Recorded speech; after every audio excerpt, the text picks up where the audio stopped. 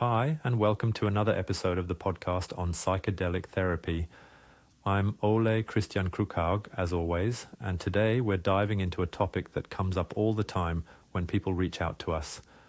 What kind of results can you expect after a psychedelic journey? And honestly, that's a totally fair question. A big part of why people even reach out is that they've read these amazing transformation stories, or they know someone who's had a big experience and learned something important through it. But here's the thing. Everyone comes to a psychedelic journey with their own unique starting point, their personality, their life history, their memories, traumas, victories, defeats, you name it. And on top of all that, everyone brings expectations. Absolutely everyone. Most people in our culture today have at least heard something about what it's like to take psychedelics, and it's impossible not to be influenced by that when you're preparing for your own experience. So it's crucial to understand that psychedelics don't work like regular medication, really, or even like other drugs for that matter. This is something you really need to get before you dive into a journey or even consider one. See, when you go to the doctor and get something prescribed, like antidepressants or painkillers, there's usually a statistical expectation. You might feel your depression ease up after a while, maybe your anxiety becomes more manageable, your headaches go away, whatever it is. That's not how psychedelics work. It's just not that straightforward, which is part of why I hesitate to even call them medicine in the traditional sense. I don't think we'll ever get to a point where your doctor just writes you a script for a psychedelic, you go home, take it, and voila, life changed. That's not how this works. It's something that has to be done in a specific setting, in a specific way. And you have to be prepared yourself. Your mindset has to be tuned in a particular direction. Now, for most people, it's not as simple as, the problem they showed up with just magically vanishing in 4 or 5 or 6 hours, or even the next day. It's a lot more complex than that. Sure, sometimes things do resolve during a single trip.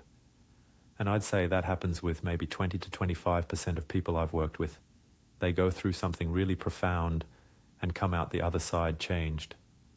But if I were to describe those people, I'd say they usually don't have as many layers of trauma or anxiety.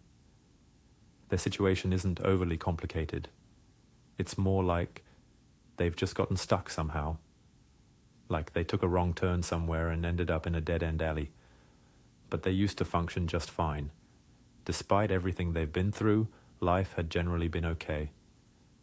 Over time, though, what often happens is they've become too stuck in their heads, and their connection to their own bodily needs, not just physical ones like sleep or food, starts to fade. That connection to the body, to the felt sense of where you are, that's often what gets restored on a journey, and people are often shown very clearly, like, here's where that emotion is stuck. Here's that need. There's that fear. And over the course of a few hours, they somehow re-establish that intuitive link to their own body. To someone who's never had a psychedelic experience, I know this might sound a bit out there, like, what do you mean reconnect with yourself? I am myself, right?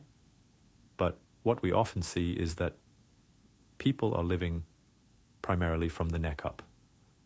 There's so much thought, so much cognition, but the rest of the self, the emotional embodied self, is sort of offline. Thoughts are great.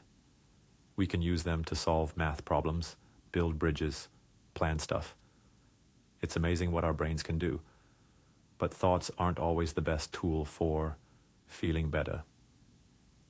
You can't always think your way out of how you feel. Cognitive therapy tries to bridge that. You look at the relationship between your thoughts, feelings, and behaviors. That's helpful for a lot of people, and it works. But what psychedelics often do is offer a direct route back to your body, to the emotions that live there. And for many, that reconnection is life-changing. Now, not everyone has that kind of breakthrough on their first trip. For a lot of people, the process is more layered. There can be fear, uncertainty, resistance, stuff that's been buried deep for years. And not all of it is going to come to the surface in one go. Some folks ask, what will I see? What will it feel like? And the answer is, it depends. There's a general arc to most psychedelic journeys.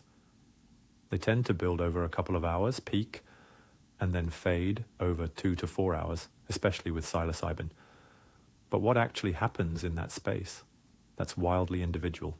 Even if you take the same dose, your experience can be totally different from one journey to the next. Take me, for example. 80% of my own journeys have been with about 2.5 grams of dried psilocybin mushrooms, and each time the experience unfolded differently. David Nutt, in his book Psychedelics, even argues that there's very little consistency between one trip and the next for the same person. And yeah, on the surface that seems true, but when you look deeper, there's usually some kind of underlying psychological theme that ties it all together. Let's say someone with anxiety goes into their first journey. Sometimes they get slammed, really thrown into the depths of that anxiety. They may spend hours totally immersed in that feeling, physically shaking, crying, curled up on the floor. It can be brutal, but really, that direct confrontation often helps. A lot of people who go through something that intense the first time, they come out of it with significantly reduced anxiety, and maybe a month or two later, they come back for another journey. This time they go deeper, not just into the feeling of anxiety, but into its origins. Some people get in touch with things they have never felt before, a sense of maternal love they never had growing up, or a connection to something greater, something mysterious. Others may have a trip where there's not even much imagery or emotion, just a strong physical release. Their bodies start shaking, spasming, letting go of tension stored for decades. I've had clients say it felt like the discomfort literally poured out of their feet like a faucet. That's the level we're talking about, and whether or not that's scientifically how it works isn't the point. What matters is that's how it feels. And those felt experiences can be incredibly therapeutic.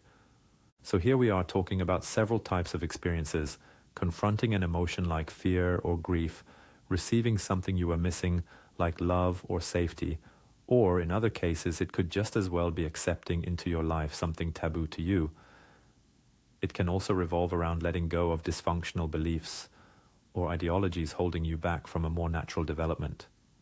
And sometimes it is all about releasing tension or trauma from the body, often without any of the so famous visual effects. Having these different experiences one by one on several occasions means you're going to hit your problem from all sides: physical, emotional, mental, and even spiritual. If you only hit one or a couple of these aspects, meaning something is still locked in your body or the unconscious, you might find yourself slowly sliding back into the same old patterns over time. And let's be clear, not everyone feels better right away. Some people feel worse for a while. The week or two after a journey can be hard. You might feel raw or confused or like something big has shifted, but you don't know what. That's why it's so important to have time afterward, not jumping straight back into work or social stuff, but actually taking space to reflect and process. Integration is key. Listen to the music you heard during the trip. Journal what's coming up. Talk to someone you trust. Ideally a therapist or guide who gets this stuff. Some people paint, write songs, express it creatively. Whatever helps you welcome what's coming up, not suppress it. That's the real work, right? A few times you have one trip and things fall into place. You feel reconnected to yourself, your body, your life. Other times it takes multiple journeys. Maybe the first one gives you insight, and the second one takes you through a dark night of the soul, and then the third is when things finally start to shift for good. I've seen this happen again and again. It's not about chasing a high or a mystical experience. It's about working with what's really going on in you, the pain, the patterns, the unmet needs. That's what makes this so powerful, and that's why it takes time, layer by layer, trip by trip. So if you're asking, what should I expect from a psychedelic journey?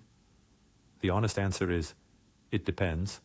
It depends on what you're carrying, how prepared you are, how supported you are, and how willing you are to do the work. And if you're not ready for that work, if you just want a quick fix, this might not be the right path.